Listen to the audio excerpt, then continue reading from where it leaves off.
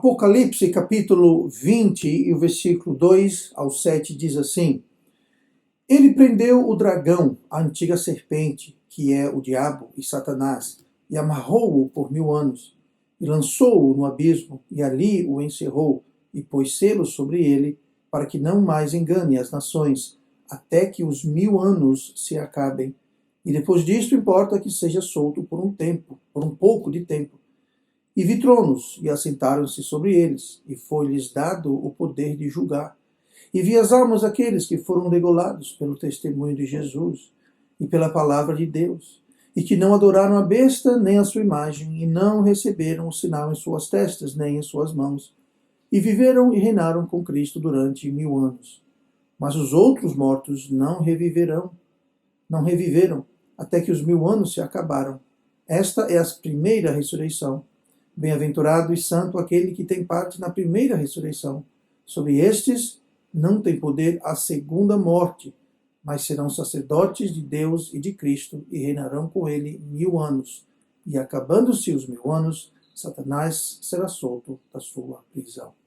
E oremos. Manda o Pai abençoe a tua palavra, que possamos agora aprender e guardar conosco essas verdades, que possam nos edificar e aumentar o nosso entendimento dos seus planos. Abençoa-nos agora, te pedimos em nome de Jesus. Amém. Bom, nós lemos agora um trecho da palavra de Deus, e nesse trecho nós temos muitos tópicos, muitos temas que nós poderíamos falar a respeito, e nós vamos, no entanto, se concentrar nesses 1000 anos, e esse termo, essas palavras 1000 anos, é mencionada 6 vezes nestes 6 versículos que nós lemos. Há quem defenda que estes 1000 anos se refere apenas a um espaço, um período de tempo longo, extenso. Não significa, supostamente, alguns creem assim, não significa literalmente 1000 anos, mas sim um longo tempo. E o problema com isso é, se a gente for começar a simbolizar e alegorizar e interpretar tudo, a gente foge um pouquinho do que Deus quer dizer. Se Deus queria dizer muito tempo, ele teria dito muito tempo, mas Deus utilizou o termo 1000 anos. Então é um tempo, um espaço de tempo, é um número exato, e não só exato, ele é contável. Não? Se fosse um longo tempo, uma coisa mais abstrata, uma coisa mais genérica, mas não, Deus usou 1000 anos. A gente então querer fazer com que 1000 anos significa algo a não ser literalmente 1000 anos, então isso não faz sentido. Uma das regras que nós temos de entender a palavra de Deus é não querer simbolizar ou alegorizar aquilo que pode ser literal, aquilo que não tem espaço, não tem motivo de ser algo fora um sentido literal, e que é justamente o caso aqui. Tá? Então, dentro da escatologia existem várias escolas de pensamentos, elas diferem um pouquinho, e existem alguns termos que são aplicados, por exemplo, pré-milenar, amilenar, pós-milenar, e esse termo a, pré ou pós significa ao posicionamento do milênio dentro daquele pensamento, daquela escola de pensamento escatológico. Então tem gente que fala eu sou pré-milenista, outros pensam que são pós-milenistas, outros dizem que são amilenistas. No caso, se referindo a se o milênio vai ocorrer antes, depois de outros eventos, ou no caso do amilenista, que não acredita no milênio, ou seja, o milênio simplesmente não faz parte. São aqueles que acham que os 1000 anos não quer dizer 1000 anos, né? Então não existe milênio, são amilenistas. E isso é usado com outras conjunções. Eu estou trazendo isso para, caso você ouviu ou tem lido ou tem se deparado com esse termo amilenista, pré-milenista, pós-milenista. Então, você entenda que é justamente sobre o milênio, o reino milenar, que se referem a estas expressões, esses termos, esses rótulos. Agora, o termo de hoje que nós vamos falar dentro do nosso estudo em escatologia é justamente o reino milenar.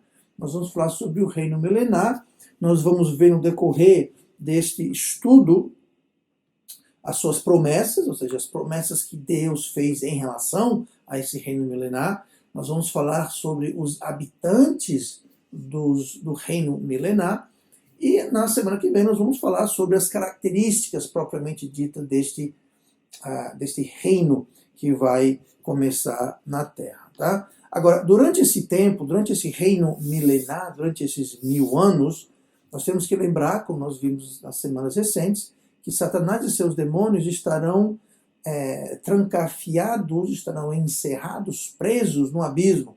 Eles não poderão estar enganando a terra, os habitantes da terra. Inclusive, é isso que a gente lê no versículo 2 do nosso texto de hoje, onde fala que o dragão foi preso. Né? E para não deixar nenhuma dúvida, fala, é o dragão, é a antiga serpente, é o diabo, é Satanás.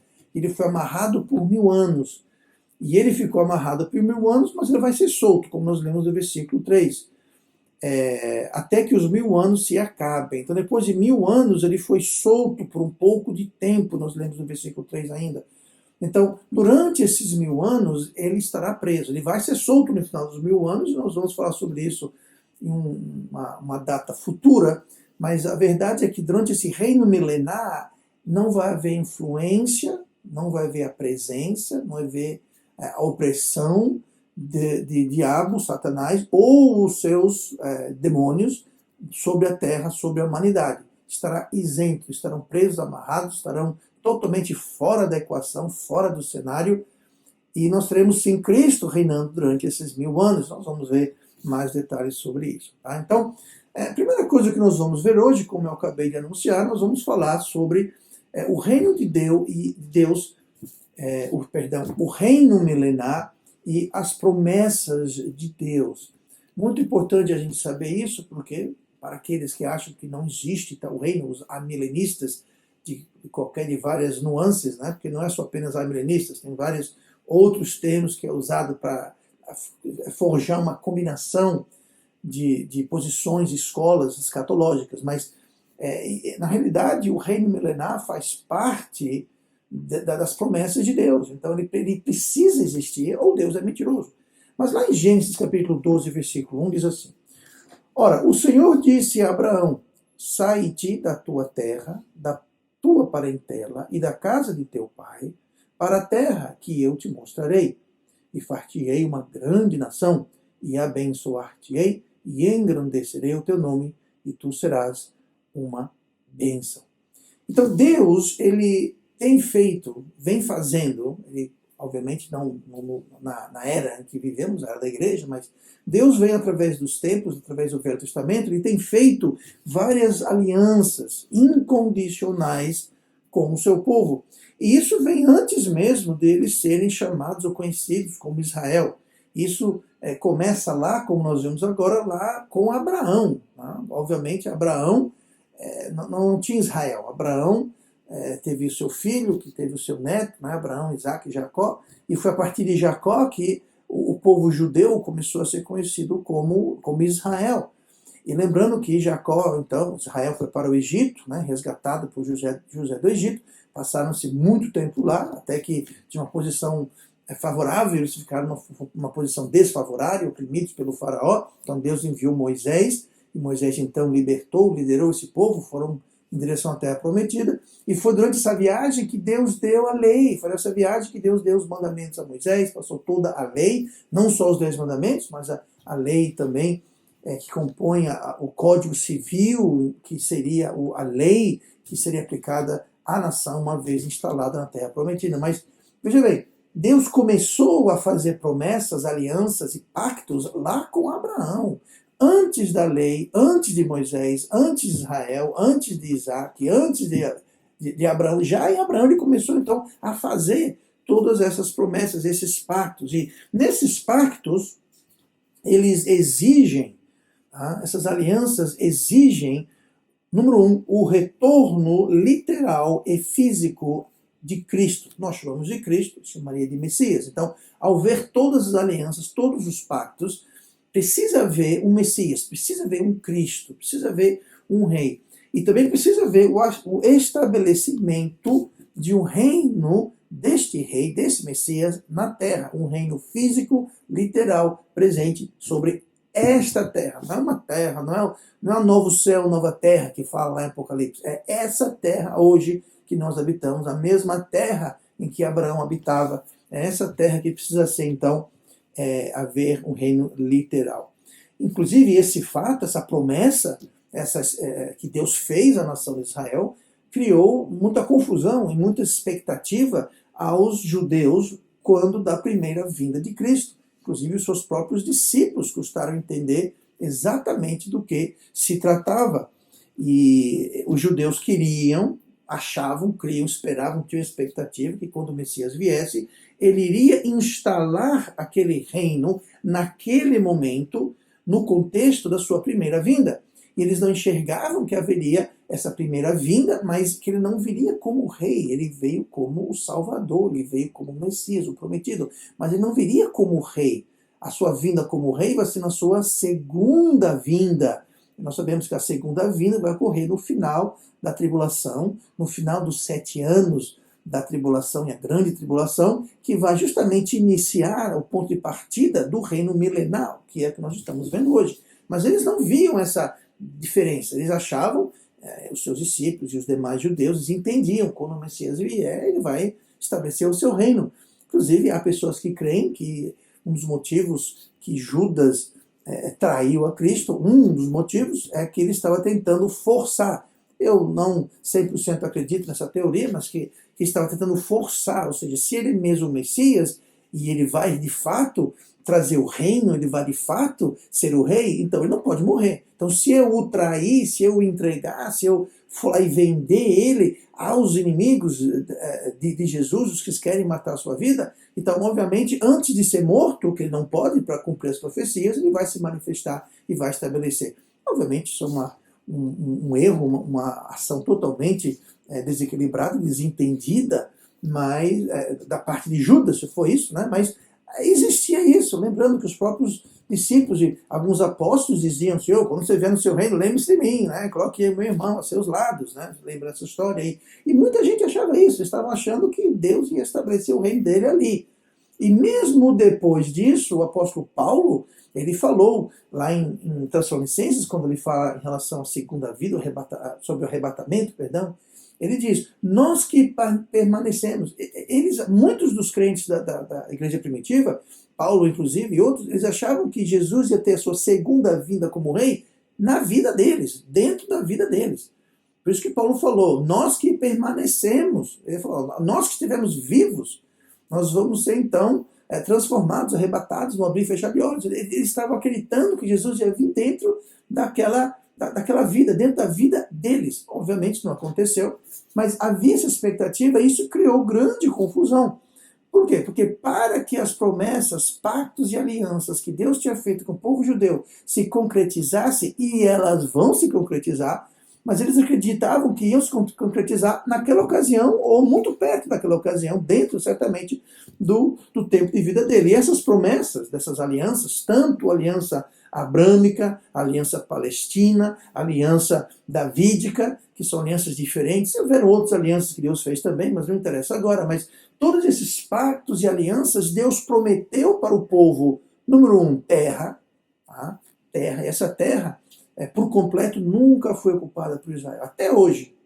Quando Josué entrou para tomar posse da terra, ele nunca possuiu a terra na sua integridade, na sua completa extensão. Isso nunca ocorreu, nunca. Em nenhum momento na história da nação de Israel, a nação ocupou toda a terra que Deus prometeu para eles.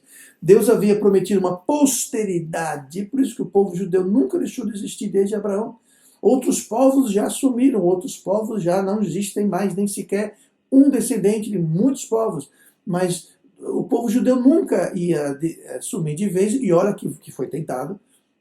A sua nação foi destruída, foram dispersos durante muitos séculos, não tiveram sequer nação, mas sempre existiu e sempre existirá um povo judeu na face da terra, dessa terra. Tá? Então Deus prometeu terra, prometeu posteridade, Deus prometeu também restauração, que Deus ia restaurar o povo, restaurar a nação e trazer restauração ao povo judeu, que eles teriam posse, não só a terra, mas eles teriam posse, não só o direito à terra, mas possuiriam a terra. Prometeu também, dentro desses pactos e alianças, o rei Davi seria da linhagem de Davi que tal rei viria. O rei que iria preencher essas promessas seria da descendência de Davi, do qual é Cristo. Continuando, também Deus nos prometeu descanso de todos os seus inimigos. E olha que o povo judeu, através da sua história atual e futura, sempre teve, terá e tem muitos inimigos. E Deus prometeu repouso, descanso, segurança, livramento total, completo e contínuo dos seus inimigos. Nada disso ocorreu até hoje. O povo judeu nunca teve um descanso. Sempre houve perseguição em algum lugar na terra, com todos ou parte do povo judeu. Nunca houve um rei da linhagem de Davi. Quer dizer, houve, obviamente, na época dos reis, mas as linhagens dos reis de Israel cessaram faz muito tempo e não voltou ainda, então isso não foi preenchido por completo. Nunca possuíram toda a terra, nunca foram restaurados completamente. Estão sendo restaurados, inclusive foram restaurados a sua terra. Israel hoje é uma restauração, não completa, mas já é alguma coisa, mas não completa. É uma posteridade eterna e também a terra da qual eles vão se possuir. Então, somente no reino milenar que serão essas promessas todas cumpridas em sua integridade. Ao retornar à terra, Cristo será rei. Na sua segunda vinda, ele vai voltar e ele será então rei, de fato rei, não apenas simbolicamente, não apenas em termos de título ou de autoridade, mas ele de fato será entronizado rei no trono de Davi. A Bíblia fala, a gente lê lá em Lucas 1, e versículo 32, diz assim, falando sobre Cristo, este será grande e será chamado Filho do Altíssimo, e o Senhor Deus lhe dará o trono de Davi, seu pai, e reinará eternamente na casa de Jacó, e o seu reino não terá fim. Então, isso aqui é uma promessa de Deus que faz referência a várias daquelas promessas sobre o trono, sobre a extensão do seu reino, sobre a duração do seu reino. Tá? E é só com o reino milenar que isso pode ser concretizado. E na segunda vinda, as promessas e as alianças serão todas cumpridas. Por exemplo, eu vou começar a ver várias promessas desses pactos e alianças que foram feitos, mas Israel será reunida das nações. De um certo modo, isso já começou em parte quando a nação de Israel ressurgiu lá nos anos 40, após a Segunda Guerra Mundial. Houve, então, um ajuntamento, houve uma reunião de vários países, muitos países, onde os judeus haviam sido dispersos e habitam até hoje. Inclusive, eu lembro muitos anos atrás, antes de entrar no ministério, eu fiz uma viagem de negócios a Israel, a Tel Aviv, na realidade, passei uma semana lá, e o escritório da firma que eu trabalhava tinha um escritório lá, e eu, obviamente, fui lá, eu cheguei lá, fui para lá e conheci o pessoal, eu conhecia um ou dois apenas que tinham me visitado no meu escritório, então eu fui fazer um trabalho lá, enfim. Eu fiquei surpreso, algo que nunca me tocou, eu sabia, mas nunca tinha visto pessoalmente. Naquele escritório havia cerca de umas 20, 30 pessoas, mas havia uma diversidade imensa. Todos judeus, porque você não pode morar, habitar em Israel se não for judeu, obviamente, pode emigrar para lá se não for judeu, para provar sua descendência. E lá eu vi pessoas de vários países da África, lá eu vi pessoas da própria terra, pessoas em termos de raça, palestinos de raça, que nasceram lá, pessoas de lá, com a fisionomia, os traços daquele povo, franceses, americanos, portugueses, russos, ucrânios, pessoas da Geórgia, na antiga União Soviética, tinha pessoas de várias nacionalidades, da Polônia, muitos da Polônia. E eu fiquei impressionado com isso. Havia gente de todo mundo. Por quê? Porque houve uma reunião. A nação de Israel, quando começou, tinha pouquíssima gente, então estavam reunindo o povo. Então isso já começou em parte, mas não completamente. Ainda existem muitos judeus dispersos no mundo inteiro. Tá? Em todos os continentes você vai encontrar povos, comunidades, população de judeus. Aqui no Brasil mesmo existem muitos lugares. São Paulo, por exemplo, Belém, por exemplo. Tá? Existem lugares onde tem uma comunidade razoavelmente grande de judeus e tem suas sinagogas, etc. E tal. Não é em toda a cidade do Brasil, não é em todo o estado do Brasil, mas existem alguns lugares, igualmente no mundo, em vários países que têm mais ou menos judeus que estão vivendo. Esses, obviamente, não foram reunidos, mas vai chegar o dia em que todo judeu vai estar reunido na terra, vai ocupar a terra lá presente. Mas não só haverá uma reunião, mas haverá uma conversão. Haverá uma conversão do povo judeu como um todo, coletivamente.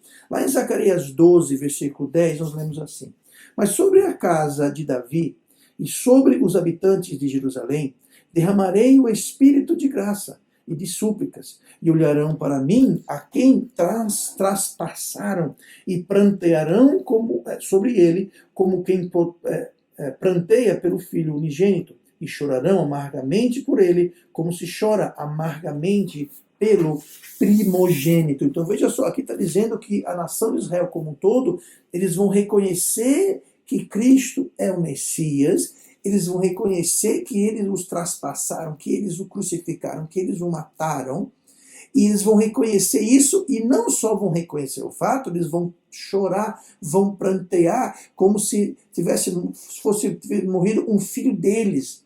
Então a nação, ela vai ser, elas vão entender a nação como um todo, o povo judeu como um povo, será convertido da sua incredulidade, lembrando que eles rejeitaram Cristo, rejeitaram o Messias, apesar de ele ter mostrado sinais, apesar de ter preenchido profecias, apesar de não haver nada contra ele, eles o rejeitaram.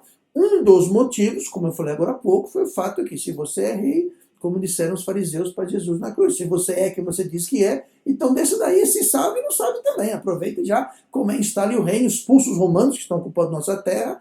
E quando ele morreu, eles disseram, bem que nós dissemos, ele não era rei coisa nenhuma, porque se ele fosse o Messias, não teria morrido. Se ele fosse o Messias, a gente estaria hoje com o reino estabelecido, o reino de Davi seria restaurado. Então, eles vão reconhecer a rejeição, eles vão reconhecer aquilo que fizeram. Então, haverá essa restauração que vai ocorrer justamente no início do milênio. Mas isso não ocorreu ainda, mas só vai ocorrer quando houver o reino milenar, está intrinsecamente interligado com o reino milenar, a conversão da nação de Israel.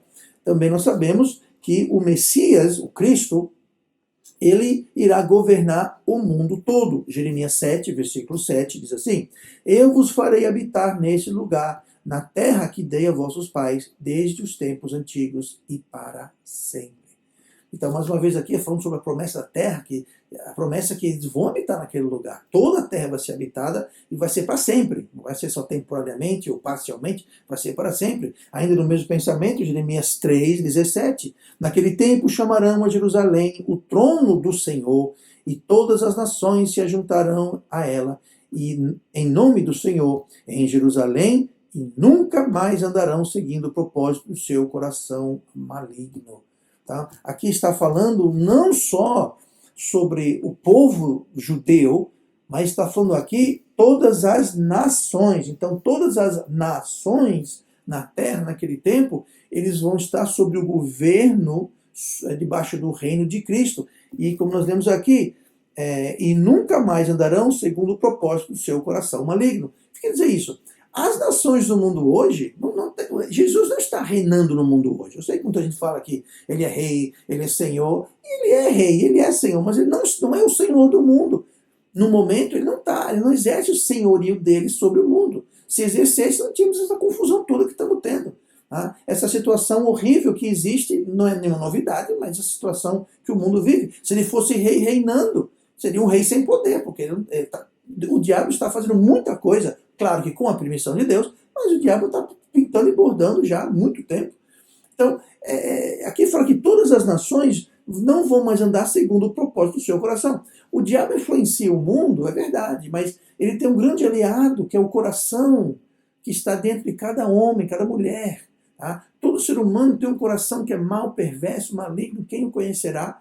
E aqui está dizendo, Jesus falou que não mais seguirão o propósito do seu coração maligno. Vão seguir o propósito de quem? Vão seguir, a partir de então, o propósito do Rei Jesus, que estará governando, reinando fisicamente, literalmente, em Israel, nessa terra. Então eles vão seguir os propósitos dele, não os propósitos dos nossos corações.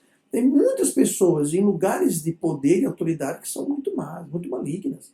Tanto na questão de poder político, né? Posição política, liderança de países, mas também aquele poder econômico, poder financeiro, poder de influência, que muitas vezes não estão na frente das câmeras, não estão aparecendo, mas agem por debaixo dos panos e nas arquibancadas e por debaixo da mesa, e estão influenciando e governando muitas vezes mais e além do que as pessoas que estão politicamente eleitos e em posições de destaque que aparecem. Muitas vezes tem pessoas que têm mais influência, grupos de pessoas que têm mais influências, mas não estão lá na frente. Tá? Mas, seja como for, o mundo hoje está seguindo os propósitos do coração dos homens, muitas vezes influenciado, empoderado pelo diabo, algumas vezes não, mas o coração do homem é maligno. Jesus falou que quando ele governar não vai mais ser assim. Eles vão seguir os propósitos de Deus, os propósitos do Rei Jesus. Lá em Zacarias 8, versículo 3 ao 5, é assim. E assim diz o Senhor, voltarei para Sião, e habitarei no meio de Jerusalém, e Jerusalém chamar-se-á a cidade da verdade, e o monte do Senhor dos exércitos, o monte santo. Assim diz o Senhor dos exércitos, ainda nas praças de Jerusalém habitarão velhos e velhas, e levando cada um na sua mão o seu cajado por causa da sua muita idade, e as ruas da cidade se encherão de meninos e meninas brincando nas suas ruas. Isso aqui está falando sobre parte do resultado do reino milenar, parte do resultado de ter Jesus como rei, parte do resultado de não ter os homens seguindo os propósitos dos seus corações malignos. A gente vê aqui que haverá algo maravilhoso, não só para Israel necessariamente no milênio, mas para todas as nações. O contexto aqui é que todas as nações, não haverá apenas uma nação no milênio. No reino milenar não vai ter só Israel e pronto. Não, haverão outras nações de gentios, nós vamos ver isso daqui a pouquinho. Mas todas as nações, gentio ou judeus, eles vão ir, como nós vemos aqui, buscar ao Senhor entronizado em Jerusalém. E aqui fala que os habitantes, nós vamos voltar a parte desse trecho daqui a pouquinho, mas fala que haverão velhos e velhas andando nas ruas e nas praças. E que eles vão estar com meninos e meninas, então haverá várias gerações presentes. E tudo isso não é só o povo judeu, não. É para nós que somos salvos. Se você hoje está me ouvindo, você é salvo, você vai estar no reino milenar, você vai estar lá. Tá? E nós estaremos também desfrutando desse reino milenar e desfrutando do reinado da justiça que haverá durante esse tempo na face da terra. Um tempo ímpar, que nunca houve, até hoje nunca houve, nem haverá até Cristo vir, um tempo de uma época tão maravilhosa para os habitantes da terra.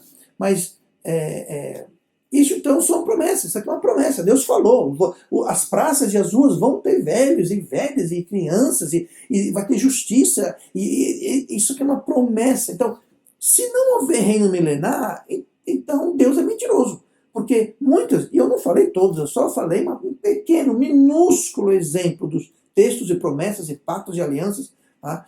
Mas se não houver o reino milenar literal nessa terra, com Jesus entronizado em Jerusalém, então Deus é mentiroso, a Bíblia não faz sentido, então não resta mais nada. Tá? Tudo cai por terra. Então precisa haver esse reino milenar. Não tem como não haver. Não tem como alguém tentar falar que isso é figurativo, que são muitas referências, são muitas promessas.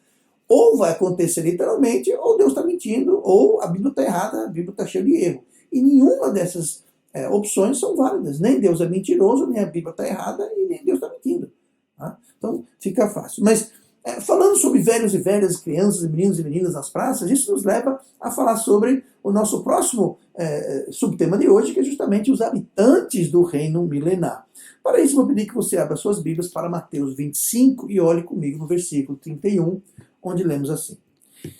E quando o Filho do Homem vier em sua glória, e todos os santos anjos com ele, então se assentará no trono da sua glória, e todas as nações serão reunidas diante dele, e apartará uns dos outros, como o pastor aparta os bodes das ovelhas, e porá as ovelhas à sua direita, mas os bodes à esquerda.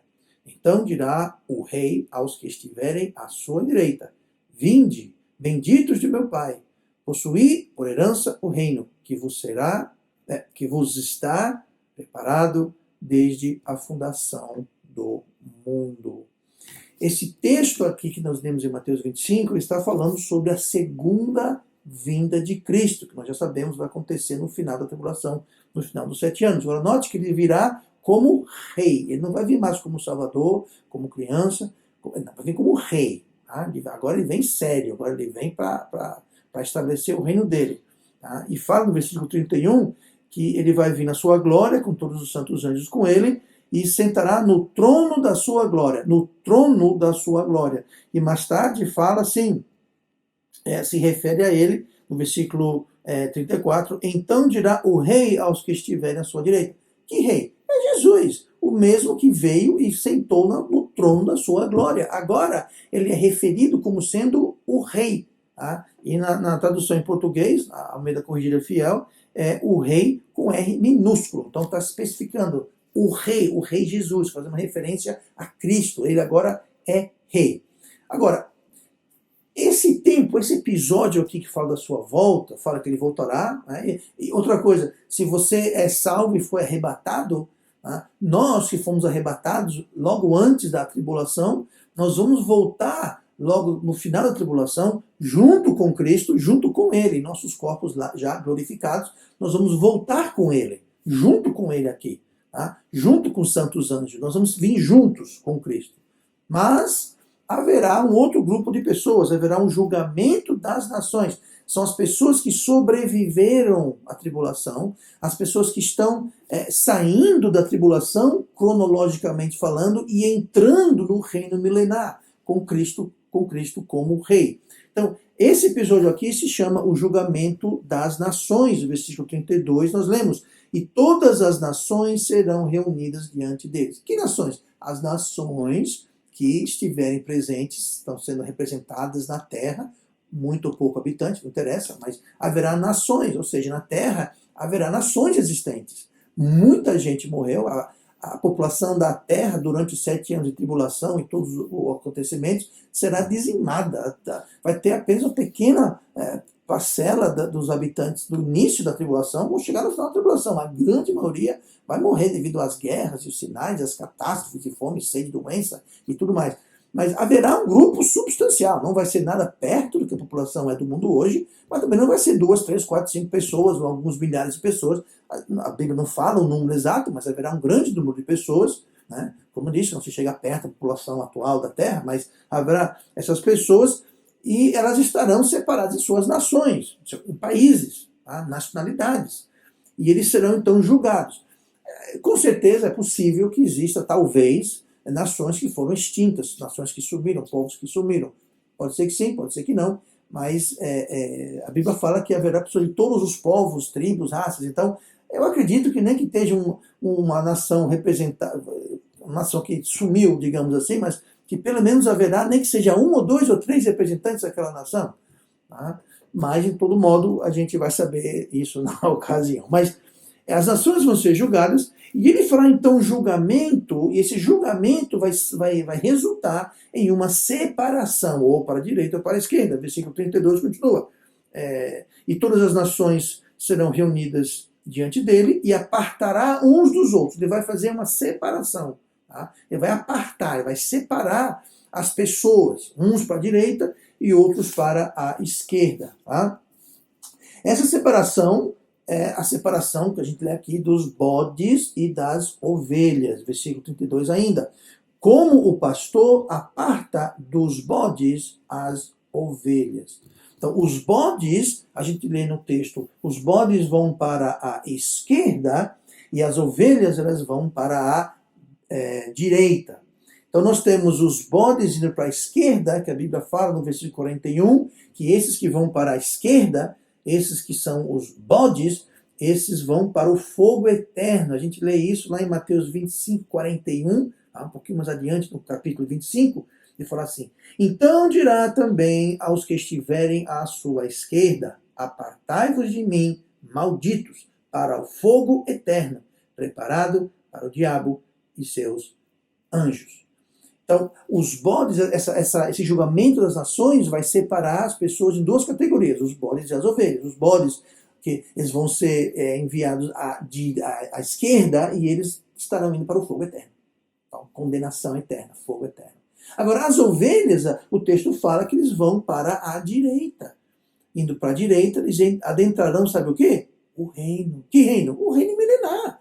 O reino dele, que acabou de chegar, ele veio com seus santos anjos, sentou no seu trono de glória, e agora ele é o rei Jesus, e todo rei tem que ter um reino, e é o que fala o versículo 34. Então dirá o rei, com R maiúsculo, aos que estiverem à sua direita: vinde, benditos de meu Pai, possuí por herança o reino que vos está preparado desde a fundação do mundo. Que reino é esse?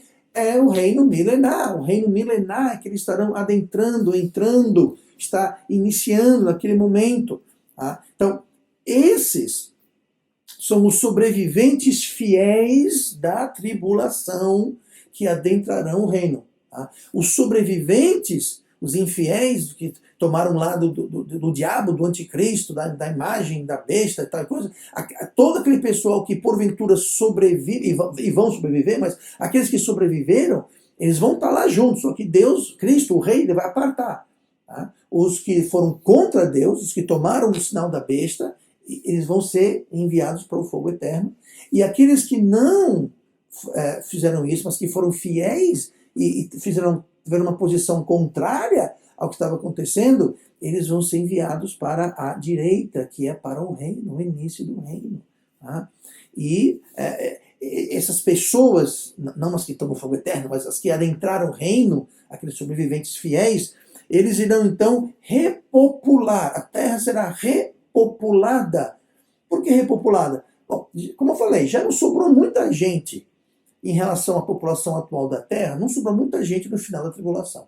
Desse grupo relativamente pequeno de sobreviventes, nós não sabemos qual vai ser a divisão, se é meio a meio, eu acredito que não seja meio a meio, mas parte deles, tá? Digamos só por uma questão de argumento, metade deles irão para o fogo eterno. Então aquele grupo vai diminuir ainda mais. Eu pessoalmente acho que, como Jesus falou, que larga o caminho que leva à perdição, eu acredito que daquele grupo de sobreviventes, os fiéis e os infiéis, os bons e os ruins, vai ser um grupo maior que vai para o fogo eterno. Tá? Mas o que seja, aquele grupo que já é reduzido, vai reduzir mais ainda. Então, quando esses sobreviventes fiéis adentrarem o reino, eles vão ter o papel de repopular, reencher a terra. Porque vai ser um reino maravilhoso, vai ser uma terra restabelecida, restaurada, maravilhosa, como nós vamos ver na semana que vem em mais detalhes, mas vai ter muita pouca gente. Então, essas pessoas elas vão repopular a terra com novos habitantes que foram dizimados durante a tribulação. Esses novos habitantes que entraram no reino, eles vão casar. Ah, pastor, mas Jesus falou que no céu não vai ter casamento. Aqui não é no céu, é nessa terra, gente. Tá? Vamos manter a coisa clara. Jesus falou, lembra? Perguntaram para ele se tem uma mulher. A lei judaica dizia isso. Deixa eu voltar um pouquinho.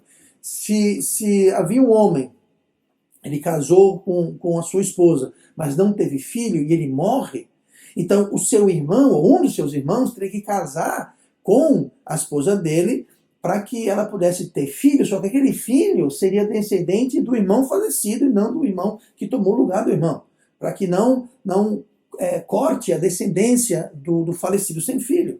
Então perguntaram para Jesus, tinha um homem que morreu, tinha uma mulher, casou com o homem, casou com o homem morreu, não tinha filho, casou com o irmão, não tinha filho, e assim por diante. E quando morrer, qual deles lá no céu vai ser o esposo dela? Jesus falou, no céu nem se toma, nem se dá em casamento.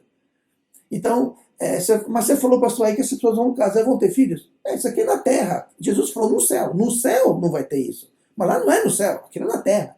Então, aqui na Terra, no reino milenar de Cristo, aqui na Terra, nesse planeta, essas pessoas vão entrar, pessoas como eu e você, pessoas que nasceram, pessoas que têm carne, têm osso, eles vão casar, eles vão ter filhos normalmente como têm filhos, vão nascer normalmente como se nasce filhos, e eles vão repopular a população humana no início do reino para que ela cresça e a Terra se encha. Os seus filhos terão que nascer de novo. Eles não vão nascer salvos. Eles vão nascer como eu e você nascemos, perdidos, caídos, com o espírito morto, que tem que nascer de novo, tem que ter o espírito vivificado para que possamos para que possam então ser salvos. Eles não vão nascer salvos, vão nascer como eu e você nasceu, como todo mundo nasce. Nasce da vontade do homem, uma mulher e um homem, gera uma vida, aquela criança, por mais bonitinha que seja, que cresça, ela é perdida, ela tem que conhecer o Evangelho, ela tem que acreditar no Evangelho, tem que aceitar o Evangelho. Vai ser a mesma coisa. Essas crianças, esses filhos e seus descendentes vão nascer normalmente e terão que conhecer, crer e aceitar o Evangelho para serem salvos. Tá? E eu imagino, a Bíblia, eu acredito, indicar claramente que será uma enorme maioria que vão acreditar. Mas nada, não tem atuação demoníaca na terra, tem Jesus no trono reinando como rei, haverá, como nós veremos semana que vem, uma terra totalmente diferente do que nós temos hoje, e haverá também, lembrando, uma população que já está entrando, uma população bem de bom caráter e bom calibre, são pessoas salvas, pessoas fiéis, tá? Que vão ter seus filhos e, enfim. Então, essas pessoas vão ter que crescer e ser salvas. A Bíblia também diz que entrarão no reino milenar junto com os sobreviventes fiéis que tomaram lá de Cristo, também entrará justamente o povo judeu. Lembrando que o povo judeu, a gente lê em Apocalipse, o povo judeu ele foi protegido em parte dos fiéis, né, os que foram para as montanhas, os que fugiram. Tá? A gente lê em Mateus, é justamente isso. Deus havia providenciado proteção para esses judeus. E eles estarão lá também. Então entrará os gentios fiéis, entrará também os judeus, o remanescente dos judeus que estarão na terra, tá? Os fiéis. Os infiéis, a grande parte não teve proteção nenhuma e morreram e entraram na conversa do anticristo. Então, eles obviamente não vão estar lá, estarão no fogo eterno de uma forma ou de outra. Tá?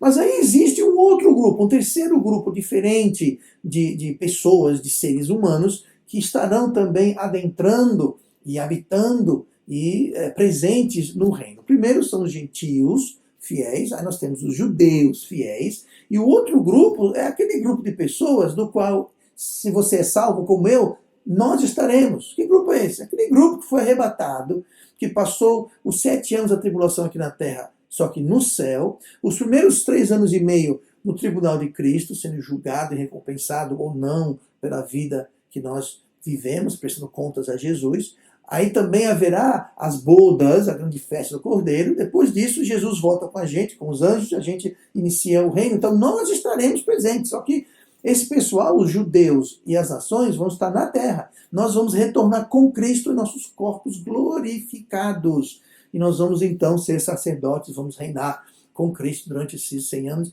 E a nossa posição no reino milenar vai fazer parte do galardão que foi decidido no tribunal de Cristo. Então, algumas pessoas vão ter uma posição maior ou menor, vão ter um papel diferente, diferenciado, baseado de como nós somos fiéis ao chamado de Deus em nossas vidas, nossa obediência para Ele.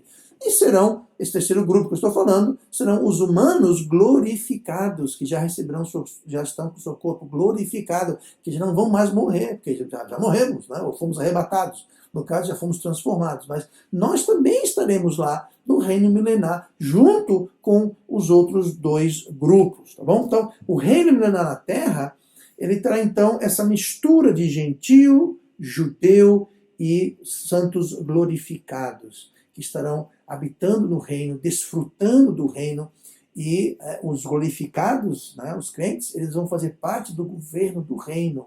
Aí você pensa, oba, você é um governador. Haverá governadores, mas lembre-se que num governo você tem desde o governador e o presidente até aquela pessoa que varre o palácio. Nada contra quem varre, né? Que serve o cafezinho, nada contra quem serve o cafezinho. Aquela pessoa que dirige, é o motorista, nada contra o motorista, mas digamos que tem muito mais honra em ser um presidente, governador, um prefeito, do que talvez ter uma posição clérica, uma posição administrativa, uma posição que não é tão alto. Todas são importantes, tá? Não quer dizer que a pessoa aqui na Terra seja uma pessoa melhor, a posição de alguém, não quer dizer, tem muita gente em posições altas que não tem caráter nenhum, e muitas pessoas que estão em posições de trabalho baixa que têm caráter estelar, tá? Então, mas lá no milênio haverá essa distinção, haverá essas pessoas e vai ser decidido, a sua posição, a minha posição vai ser decidido lá no tribunal de Cristo. Nós estaremos, então, ajudando, coordenando, possivelmente ensinando, possivelmente instruindo, possivelmente patrulhando, que Jesus, nós vamos ver na semana que vem, ele vai reinar com o cetro, com a vara de ferro, com rigidez, não vai ter injustiça, não vai ter essa conversa de segunda instância, terceira instância, réu primário, fazer apelo, prisão privilegiada, não tem nada disso. Tá? Habeas corpus, não tem nada disso. Isso não vai existir. Então haverá uma justiça rápida, uma justiça justa, uma justiça pronta. Então, eu acredito que terá que haver todo um sistema judiciário, policial para fiscalizar e governar. Não precisa, porque Deus sabe de todas as coisas, é claro, mas eu creio que haverá um sistema de governo e quem vai preencher, quem vai trabalhar dentro desse sistema de governo milenar, vão ser os glorificados, as pessoas que foram arrebatadas, tanto os mortos que foram ressurgidos, quanto os que estavam vivos, que são transformados, farão parte. Mas esses três grupos de pessoas. Então, se a gente juntar a população inicial, que entrará, a população não aqueles que estarão voltando com Cristo, mas a população aqueles que estão na terra. Você vê o calibre deles, tanto do judeu fiel quanto do gentil fiel, e você junta isso, né, esse caráter. Então, pessoas, você é um grupo composto apenas de pessoas fiéis, pessoas que têm provado a sua fé, passado por muito, foram provados e aprovados. Aí você junta isso com o governo perfeito, maravilhoso do Cristo entronizado na terra. Então, não é à toa que o reino de Deus, que o reino milenar, vai ser algo maravilhoso e espetacular. Ver essas pessoas que vão repopular a terra, os habitantes iniciais, e o governo de Cristo, e o poder de Deus. Então isso vai criar justamente um reino maravilhoso, numa terra restaurada, maravilhosa, e é justamente isso que nós vamos falar na semana que vem. Nós vamos ver as características do reino milenar de Cristo. E nós veremos que isso também é resultado, como eu falei, desse conjunto de pessoas que estão entrando no reino daqui da terra e também voltando. Então, não será um governo, por exemplo, um governo corrupto, ineficiente, um governo dividido. Não, vai ser um reino onde os salvos e glorificados estarão reinando com Cristo, uma população na terra, numa terra restaurada, composta de judeus fiéis e gentios fiéis. Então, tudo começa com o pé direito, tudo começa com tudo para dar certo. E isso acontece. Mas nós vamos ver as características desse reino maravilhoso na semana que vem. Espero que você possa juntar-se a nós para estudarmos também este tema.